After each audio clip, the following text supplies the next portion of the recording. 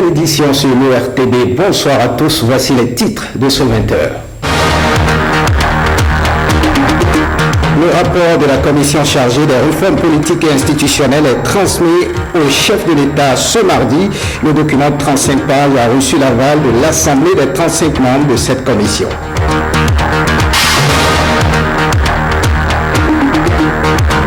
Les dégâts causés par l'inondation préoccupent l'association pour le développement du lac Kaémé. Elle a initié une tournée pour faire le point dans les différentes communes touchées.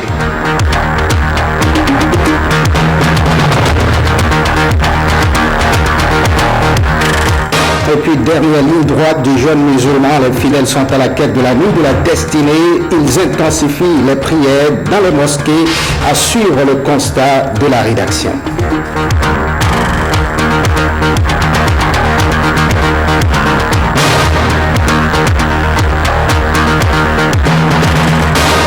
À nouveau, bonsoir, bienvenue si vous nous rejoignez. On prend la direction de la Marina. La commission chargée des réformes politiques et institutionnelles a transmis son rapport au chef de l'État.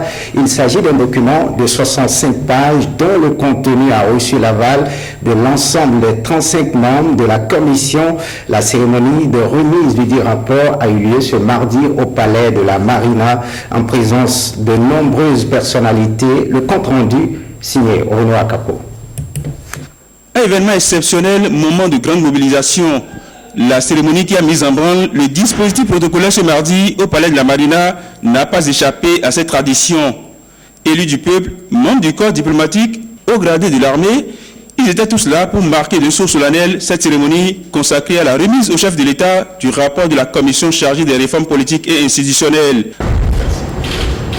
Après 45 jours d'une mission laborieuse, les 36 membres de la commission ont achevé leurs travaux avec la rédaction d'un rapport général de 65 pages.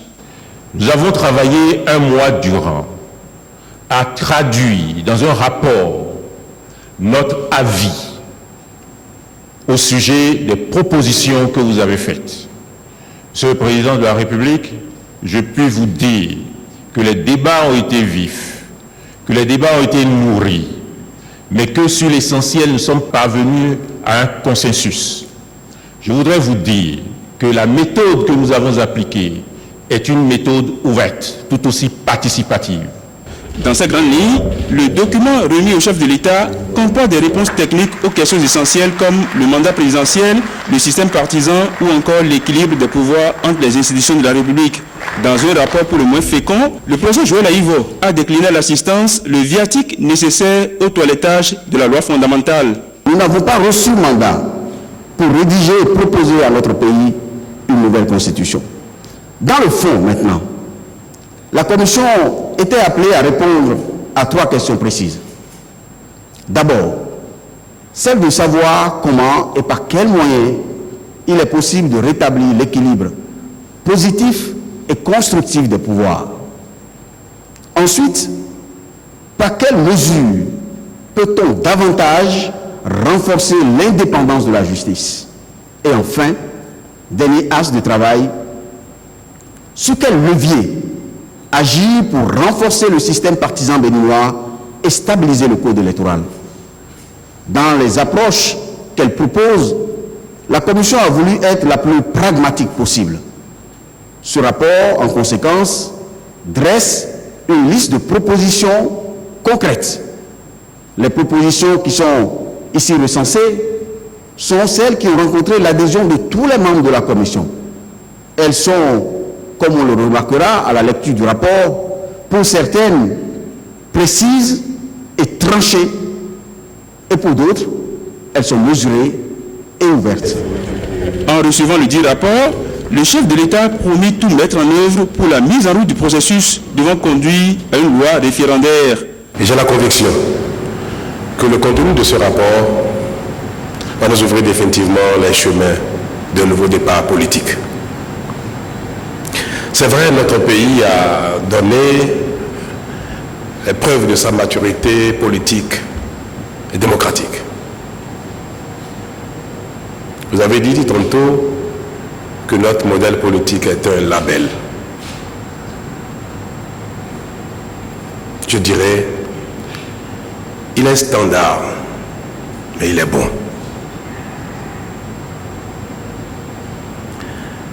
Mais il n'est pas parfait. Désormais, la balle est dans mon camp.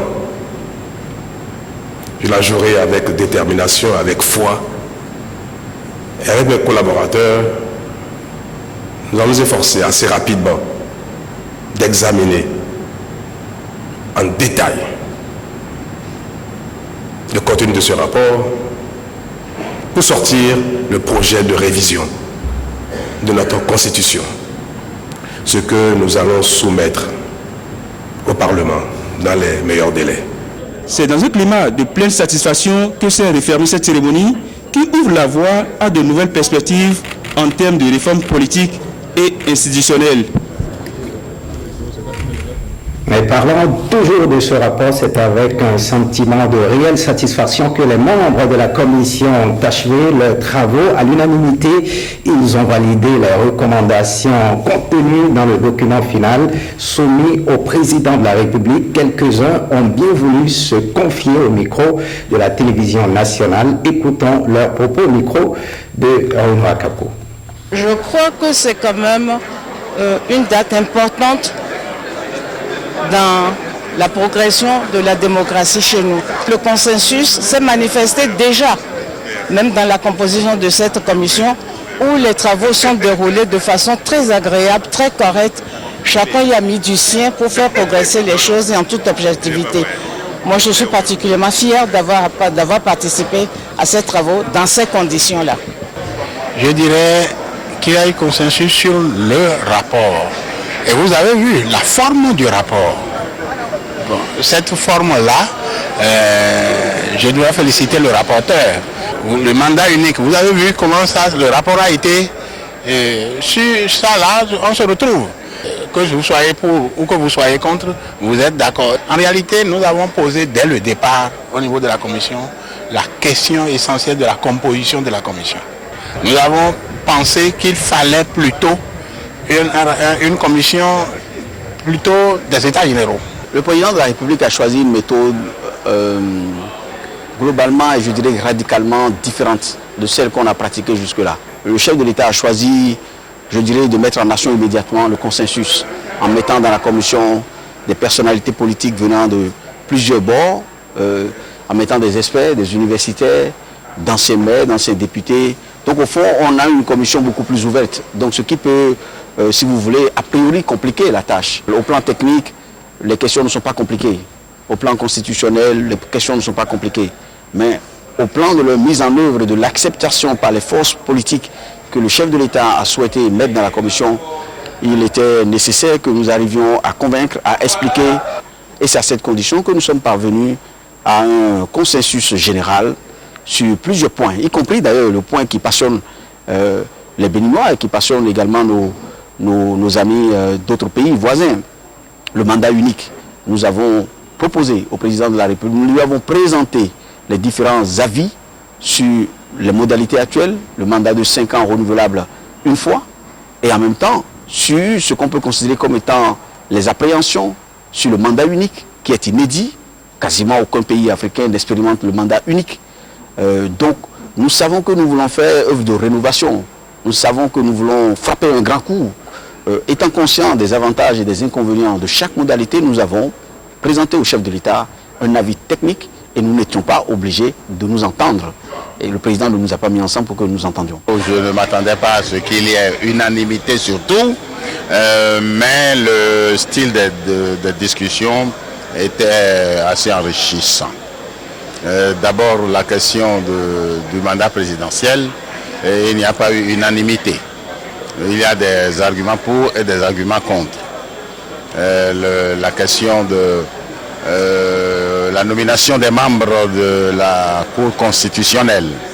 Il y a eu une longue discussion, mais on s'est entendu globalement là-dessus. Il y a eu moins de tiraillements sur cette question que sur les autres.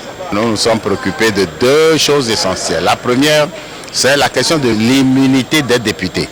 Nous estimons que personne n'est au-dessus de la loi. Dès lors qu'on peut poursuivre le chef de l'État, on doit pouvoir poursuivre aussi tout député. En conséquence, nous avons proposé qu'il y ait des aménagements à l'immunité. Et deuxième chose auquel nous nous sommes intéressés, c'est l'allègement de la procédure qui aboutisse à la Haute Cour de justice. Autre actualité, les responsables du ministère de l'économie et des finances ont tenu ce jour une rencontre avec les représentants des structures opérant dans le système financier décentralisé. L'objectif de la rencontre est de partager les informations sur les enjeux et les problèmes majeurs du secteur de la finance décentralisée, les activités de supervision du secteur et le dispositif de lutte contre le blanchiment des capitaux. Allez-nous suivre, Osmond Tchapoué. Au cours des 10 dernières années, le secteur de la microfinance a connu une évolution sans pareille. Une croissance assez remarquable à en croire les chiffres de la période de 2012 à 2015 où la clientèle est passée de 1 577 936 à 1 827 159 clients et l'encours de crédit de 91,4 milliards à 106,7 milliards de francs CFA. Cependant, ces performances ne se sont pas réalisées sans difficulté. On se souvient des affaires ICC Services et consorts qui ont fragilisé la crédibilité des systèmes financiers décentralisés SFD dans le pays. Voilà pourquoi l'Agence nationale de surveillance des systèmes financiers décentralisés veille au grain. Je souhaite une participation active de tout le monde pour que non seulement les résultats escomptés soient atteints, mais aussi pour que dorénavant les dispositions des tests et lois soient mieux observées. La rencontre de ce mardi vise alors à se pencher sur le bilan et les perspectives de la surveillance du secteur de la microfinance décentralisée au Bénin. Cette question d'assainissement est devenue une priorité, voire une urgence, car tant qu'elle n'aura pas été attaquée et résolue avec toute l'énergie nécessaire par le gouvernement, l'appui des partenaires financiers ne sera pas acquis. En dépit de la conjoncture économique peu reluisante, le secteur de la microfinance a significativement contribué au financement de l'économie béninoise à travers l'accompagnement des secteurs génératrices de revenus et les petites et moyennes entreprises. Toutefois, cette dynamique n'est pas restée sans conséquences. En effet, suite à la crise de croissance du secteur en 2005, le portefeuille Harris à 90 jours a atteint en 2006 11,5%. Les attentes de cette rencontre sont grandes, notamment l'engagement des partenaires techniques et financiers PTF pour le financement de la stratégie d'assainissement, l'implication des acteurs dans le processus de l'assainissement du secteur, la large vulgarisation des tests portant réglementation des SFD et enfin l'état de la conjoncture du secteur à fin mai 2016. Modeste Kérikou prend officiellement les charges du directeur général du FNPEJ. La cérémonie de passation de charges a eu lieu ce mardi dans les locaux de l'institution. Samuel Adimi, Alexis Sebemon. Il officialise l'acte qui le consacre directeur général du FNPEJ. Modeste Kérikou succède à celui qui aura été pionnier de la nouvelle structuration du Fonds national de promotion de l'entreprise et de l'emploi des jeunes. Au bout de 2 ans d'exercice fortement apprécié de ses collaborateurs, le désormais ex-DG FNPEJ n'a de mots que de gratitude. Je veux dire merci au personnel du FNPEJ pour tout ce que nous avons pu faire ensemble.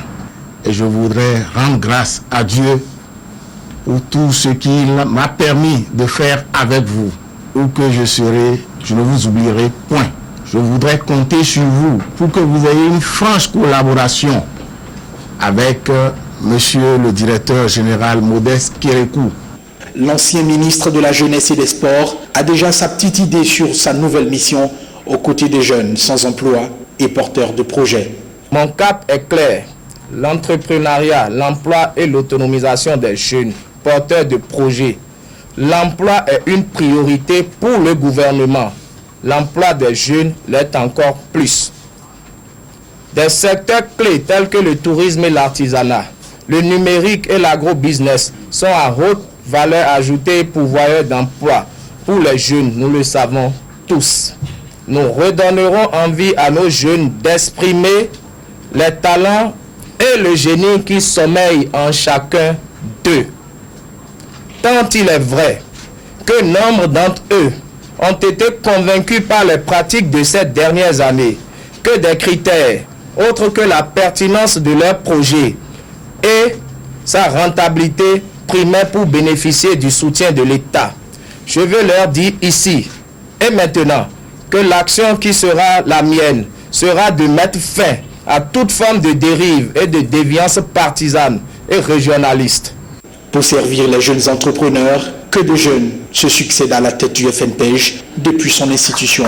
Aussi modeste soit-il, le nouveau patron du FNPEJ attend, lui aussi, de réaliser des exploits. Et puis suite au Conseil des ministres du 8 juin 2016, Séverin Nsia succède à Théophile Capot comme le nouveau chef de l'administration forestière. La passation de commande a eu lieu hier à la Direction générale des forêts et ressources naturelles. Bénédicte Posso et Jean-Claude James nous en disent davantage. Quand je prenais les commandes de cette maison, j'ai crié vers mon Créateur suprême en paraphrasant sagesse qui dit: puisse Dieu me donner assez de courage pour changer ce que je peux changer. Ce courage, Théophile Capot l'a eu durant 4 ans, 11 mois. Collaborateurs, partenaires techniques et financiers ont joué leur partition selon le patron des forêts et ressources naturelles sortant.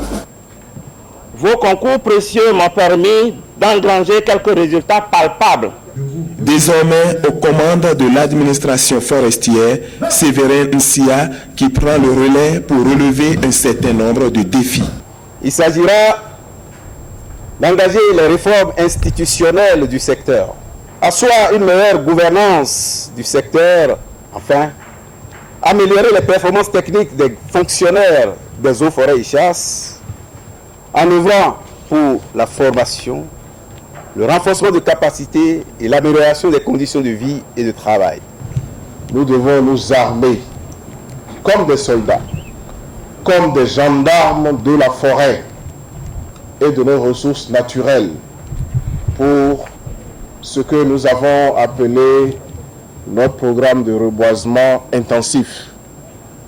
Le Bénin a besoin de panser ses plaies et c'est pour vous dire que moi je suis pleinement engagé à vos côtés pour cette restauration. La protection et la gestion des ressources forestières, ainsi se résume la mission de ce corps paramilitaire. Et on s'intéresse aux retraités dans cette édition. Le gouvernement béninois lance pour la 3e fois entre 2008 et 2016 la réflexion sur la simplification de la procédure de délivrance du carnet de pension. Les acteurs se réunissent à l'Infosec de Cotonou pour proposer des solutions à cette situation sociale qui cause du tort aux retraités. Il s'agit en définitive d'améliorer la qualité de service de l'administration publique. Brice Thibozo, Emmanuel Sebo. 2008-2010, à 2 reprises déjà, le Bénin a lancé la réflexion sur la simplification des procédures d'obtention des carnets de pension.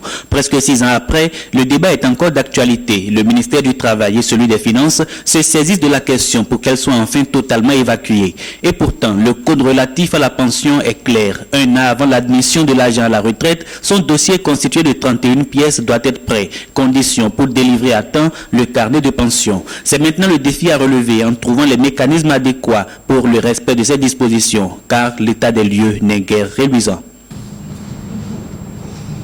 Maintenant, celui-là fait 30 ans de service. Pourquoi pas même des fois 31 ans de service? Le CDP sort, on lui coupe le salaire. Il attend 1 an. 1 an et demi. Mais depuis la coupure du salaire jusqu'à 1 an et demi, là, qu'est-ce qu'il doit manger?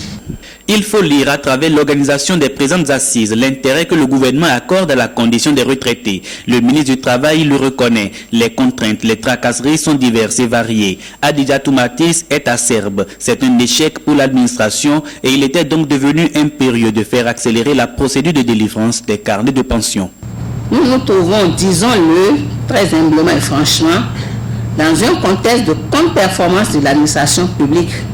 et qui impacte négativement le bien-être des retraités. C'est la raison pour laquelle j'ai décidé, en concertation avec mon collègue du ministère en charge des Finances, d'entreprendre une série d'activités qui, cette fois-ci, devront permettre non seulement de simplifier, mais de mettre en place de façon pérenne le cadre normatif de la procédure de délivrance des carnets de pension. Les activités prévues pour la période du 28 juin au 15 juillet visent à apurer les dossiers de délivrance des carnets de pension actuellement en instance, simplifier le circuit et les délais de prise des actes, instaurer enfin un mécanisme d'information et d'alerte dans le suivi des dossiers.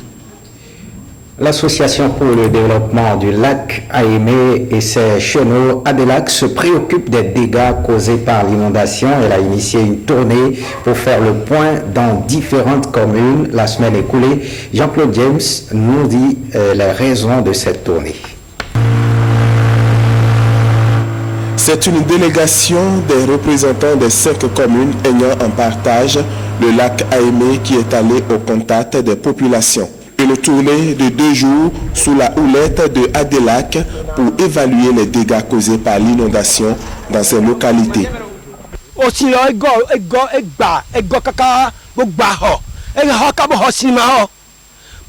L'inondation a causé l'effondrement des habitations. Certaines personnes ont même déménagé. Les dégâts sont énormes. Il y a eu des pertes en vie humaine. Il y a des cases qui sont tombées. Franchement, c'est un désastre que nous avons vécu avec ces inondations. Cette inondation, ce qui a causé avec, par exemple, les retours. Les champs sont partis. Au total, nous allons retenir au moins 5 morts au cours de cette inondation. L'embouchure du fleuve Mono est désormais ouverte, mais le bout du tunnel est encore loin. Les sinistrés de Bopa, Comé, Grand Popo, Pomancé et Ouida lancent un SOS. L'embouchure est ouverte aujourd'hui, ça a permis à l'eau de se retirer déjà. Mais ce n'est pas une solution définitive. Notre souhait est que l'embouchure soit vraiment permanente. Que ça existe, ça va certainement éviter ces genres de situations. Que les autorités nous viennent en aide.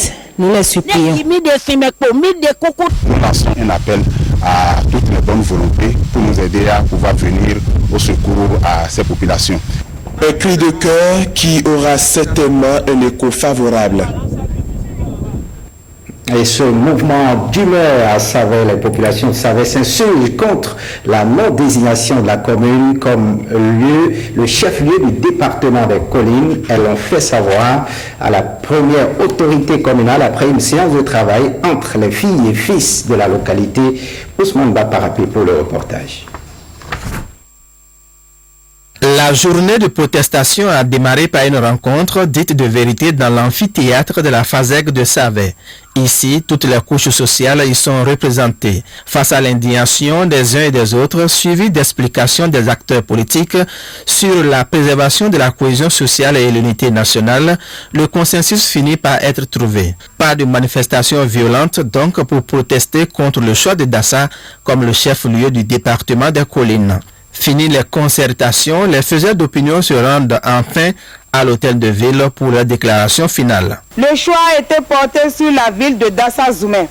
C'est pourquoi nous, population de Savès, dénonçons la méthode antipédagogique et discriminatoire utilisée pour annoncer cette information si déterminante pour la vie des peuples. Demandons au gouvernement de faire étudier en procédure d'urgence par l'Assemblée nationale le projet de loi sur le découpage territorial qui prend en compte les populations de la commission Agao et qui corrige les distorsions et incohérences de la décision actuelle. Invitons le gouvernement à maintenir les structures administratives à caractère départemental déjà fonctionnelles à Savès, à savoir la compagnie de gendarmerie, la brigade de recherche. Une fois la motion reçue, le maire de Savès apprécie la démarche des protestataires. Nous voulons remercier très sincèrement les populations de Savès pour avoir fait preuve de sagesse. Ailleurs, on aurait pu assister à des manifestations plus violentes. La première autorité communale a enfin promis rendre compte fidèlement à qui de droit avant que la population ne se disperse dans le calme. Et on parle religion, dernière ligne droite du jeune musulman. Les fidèles intensifient la prière. Certains se retirent dans les mosquées dans le but de bénéficier des grâces de la nuit de la destinée. Les 10 derniers jours du mois de Ramadan suscitent des changements de comportement chez les fidèles musulmans. La télévision nationale a fait le constat dans certaines mosquées de Cotonou. Regardez. Mosquée centrale de la place Bulgarie. L'intérieur est presque vide. Nous sommes midi à 1h de la prière de 13h. Ces fidèles qui s'y trouvent observent la retraite spirituelle au cours de la dernière décade du jeune musulman. Mokit a quitté son domicile à Jrebé pour se conformer à cette prescription du prophète Mahomet. Et depuis quelques heures, il enseigne ses plus petits à lire le Coran.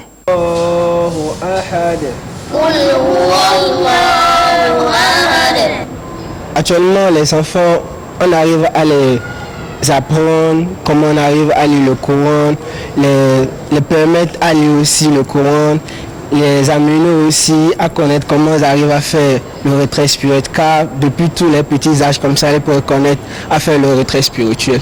Moubarak, jeune élève en attente des résultats du baccalauréat, s'est aussi retiré dans cette mosquée pour prier Allah. C'est la famille qui m'envoie à manger quoi. Quand je rends le jeûne, mes soeurs viennent avec le manger. Le manger que je vais remplir le jeûne avec et en même temps le manger de l'aube quoi. Vous avez vu la crèche qui est là-bas, c'est dedans, on a l'habitude de dormir quoi. On a tous le pain bon. Comme on est là pour un peu, on n'a pas peur. La retraite spirituelle est un acte facultatif pour le fidèle. C'est quelque chose que le prophète a encouragé, a recommandé, a exhorté de faire pour celui qui peut le faire, qui désire le faire. Si tu ne le fais pas, tu restes bouche fermée, tu ne critiques pas. Donc celui qui ne le fait pas et qui reconnaît que c'est faisable, seulement il n'a pas les mérites, mais il n'a pas péché, on ne lui reproche rien. Ces femmes, loin de leur foyer depuis 3 jours, se concentrent dans la prière. Mariam Moussa, domiciliée à Godomé, décline son programme au cours de sa retraite spirituelle. À partir de 1h du matin, là, on fait la prière jusqu'à 4h du matin. Après 4h du matin, tout le monde lit un peu le Coran. À 5h, on commence à manger un peu. Si on a mangé, on appelle. Si on l'appelle de la prière, Asba est là. On prie. Si on prie, on dort un peu. La retraite spirituelle des 10 derniers jours du jeune musulman pose des conditions bien précises. L'intention d'abord. Vous devez avoir l'intention que vous voulez faire. Vous voulez vous retrouver en retraite spirituelle pour adorer uniquement Allah, votre Créateur. Ça fait un. Deuxièmement, cherchez à savoir comment le prophète sallallahu alayhi wa sallam a procédé à cela. Comment il a fait. Maintenant, les comportements. Si vous vous trouvez maintenant dans la mosquée, il y a ce qu'il faut faire. Ça dit, on dit spirituel, ça s'explique. C'est pour ça, vous n'êtes pas venu pour étaler des lits, des climatisés. Non. Être plus proche de Dieu, loin des occupations, à la recherche de la nuit de la destinée, les fidèles multiplient les bons actes au cours de ces 10 derniers jours. Les musulmans, c'est un moment pour eux de se ressaisir et savoir que les 10 derniers jours-là, c'est la piété, la crainte, la foi en Dieu. Et partager, je dis partager, et passer un grand moment de notre temps dans la mosquée. Dernier virage du jeune musulman, très chargé pour les fidèles en quête de la nuit de la destinée. Et on reste dans la religion, opération Charité, la Jamaat islamique Ahmadiyya au Bénin, implantée dans plus de 200 pays. Cette organisation distribue depuis ce mardi des vivres aux couches vulnérables. Le geste s'inscrit dans une action annuelle effectuée par la Jamaat islamique. Une cérémonie officielle de distribution de vivres s'est déroulée à Cotonou. Où c'est ça, Ibrahim Lawani. Des sacs de riz, des bidons d'huile, des cartons de sucre et de pâtes alimentaires, toute une panoplie de vivres destinés aux populations démunies. La Jamaat islamique Ahmadiyya, au Bénin depuis 1967, exprime ainsi sa charité en ce mois de Ramadan. Et la tradition de la Jamaat islamique Ahmadiyya, lors de chaque année de la fête de Ramadan et le Tabaski, la prière c'était une chose très importante, mais chercher le Dieu, passer par le Dieu béni et les défavorisés. Le Ramadan vient une fois par an pour nous enseigner cette leçon. La Jamaat islamique Ahmadiyya pense que c'est nécessaire de partager aussi cette joie avec ceux qui n'en ont pas assez, ceux qui sont devenus défavorisés.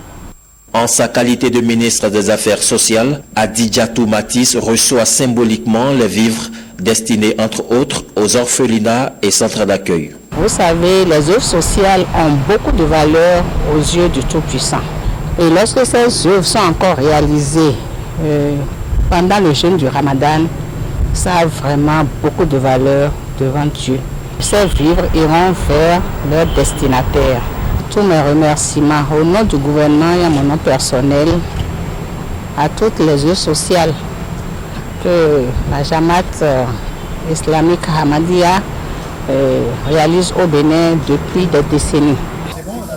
L'organisation islamique s'est ensuite rendue au CNHU de Cotonou pour distribuer des paquets de vivres à près de 500 malades. La même action sera effectuée envers les personnes incarcérées de la prison civile et les malades du centre psychiatrique de Diako à Cotonou. Cette opération, estimée à près de 20 millions de francs CFA, prend en compte les 77 communes du Bénin dans lesquelles la Jamaat islamique est implantée. Dernier sujet, on parle musique. Pour finir, célébration tournante de la fête de la musique à Parakou. Parakou a donc vécu l'événement. Un spectacle plein air a été organisé. Plusieurs artistes, toutes générations confondues, ont pris part à cette cérémonie. William Aguia nous en parle.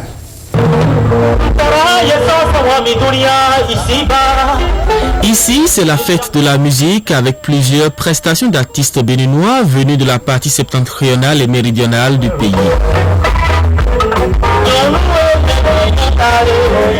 Moment de communion entre les créateurs des œuvres de l'esprit et le public paraquois. Avec quelques jours en différé, cette célébration à Parakou vient combler un vide dans une ville en manque de spectacle. Et c'est d'ailleurs l'objectif des organisateurs de ce méga concert qui veulent mettre en exergue le talent de nos musiciens, mais également offrir quelques moments de distraction aux populations. Si vous aimez la musique et que vous n'êtes pas musicien, vous pouvez participer à la fête de la musique. Si vous êtes musicien, à quelque niveau que ce soit, si à la fête de la musique, vous vous présentez avant, vous tous, vous avez le devoir de chanter et de danser. C'est ce que nous appelons fêter entre musiciens et fêter la musique. Regardez ces gens, ils sont tous présidents de fédération. Ensemble, on a travaillé. Et c'est l'occasion de remercier M. Ange Nkwe, qui, avec sa rigueur, a su permettre à toute cette fédération d'être ici ce soir. J'aurais dit que le ministre me charge de vous dire tout simplement que l'édition de cette année, elle est belle, mais l'édition de 2017 sera plus magnifique, tout simplement parce que ça va être étendu aux 12 départements de notre pays.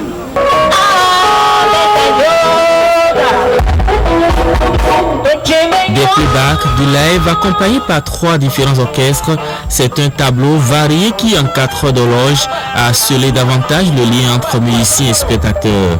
Moment d'émotion, de plaisir, de joie et de gaieté, la fête de la musique à Parakou a vécu. Rendez-vous l'année prochaine à Natitengu, le pari est pris par les organisateurs. Faites ce journal, merci de l'avoir suivi. Retrouvez l'actualité sur le site de l'ORTB, www.ortb.bj. Merci de votre fidélité, à très bientôt.